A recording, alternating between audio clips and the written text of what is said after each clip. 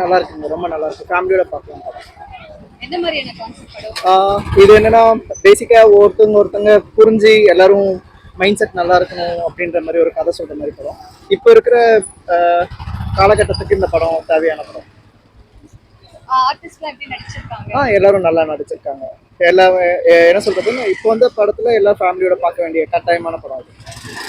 நல்லா யார் நல்ல ஆக்டிங் ரொம்ப பிடிச்சிருந்தது? எல்லாருமே பார்த்தீங்கன்னா ஆஹ், என்ன சொல்றது அவங்களோட கான்ட்ரிபியூஷன் நல்லாவே பண்ணியிருக்காங்க.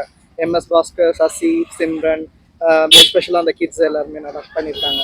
2 பசங்களுமே. டைரக்ஷன் எப்படி இருந்தது? டைரக்ஷன் ரொம்ப சூப்பராக இருக்குங்க. மியூசிக்லாம் மற்ற படம் மாதிரி ஃபைட்டு அந்த பாட்டு சாங் அந்த மாதிரி இல்லாமல் இது ஒரு புதுசாக ஃபேமிலி ஓரியன்டாக இருக்கு.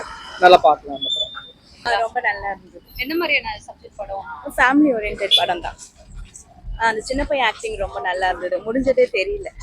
என்ன சொல்லியிருக்காங்க படத்துல ஸ்பெஷலா? ஏன் அந்த இளைஞருடைய லைஃப் ஸ்டைல் எப்படி இருக்கு, அவங்க எப்படி கஷ்டப்பட்டு இருக்காங்க, அங்கேருந்து இப்போ சென்னைக்கு வந்து அவங்க வந்துட்டு எப்படி அதை மறைக்கிறதுக்கு போராடுறாங்க, அந்த மாதிரி ஒரு அன்பை எப்படி வெளிப்படுத்தினா வந்து எல்லாம் நல்லா இருக்கும்ன்றது சொல்லியிருக்காங்க. அவ்வளோ